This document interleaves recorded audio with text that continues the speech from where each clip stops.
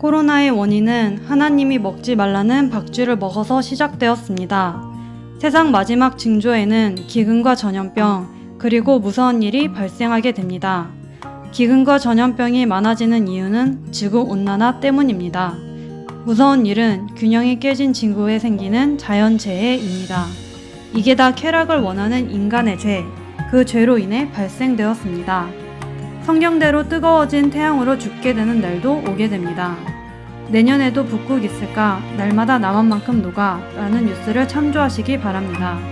말세로 갈수록 사람들은 자기 사랑이 많아지고 자랑하기를 좋아하며 더욱 사나워집니다. 창조물 중 사람만 자살을 생각하는 이유는 그 사람 마음에 영혼이 존재하고 있기 때문입니다. 즉, 이 영혼을 자살로 죽게 만들어 그 영혼을 빼앗으려는 사탄의 속임수가 반드시 존재합니다. 따라서 영혼이 있다면 눈에 보이지 않는 세계가 있다는 명백한 증거가 됩니다. 결국 이 세상은 하나님이 창조하신 것이고 지금도 하나님의 말씀으로 만물을 다스리고 있다는 사실이 증명되는 것입니다. 세상이 우연으로 만들어진 것이 아닌 하나님의 계획대로 만들어진 것이었음을 반드시 모든 것이 드러나게 될 것입니다. 자, 이 글을 읽은 당신의 마음은 어떠십니까? 지금 성경의 증거가 무섭게 맞는지를 진정 생각해 보시고 깊이 자신을 돌아보아 당신의 영혼을 위해 무엇을 해야 될지 생각해 보십시오.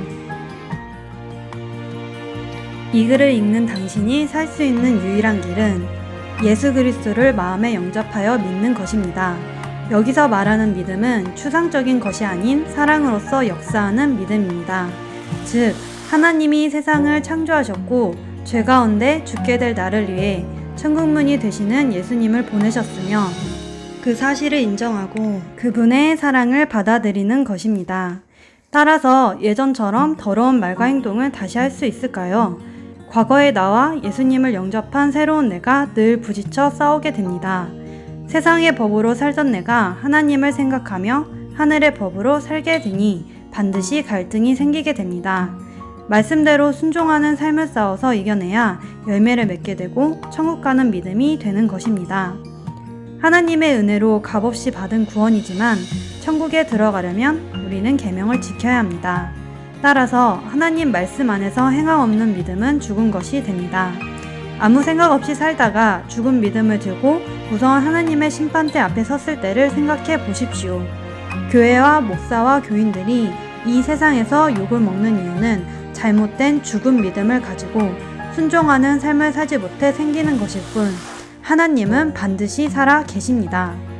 하나님은 살아 계시고 당신의 영혼은 반드시 그분 앞에 서게 되는 날이 오게 되므로 지금 회개, 죄에서 돌이키는 회개의 기도를 하세요. 아래의 강력 추천 영상은 여러분에게 추천하는 영상이오니 꼭 보시길 바랍니다.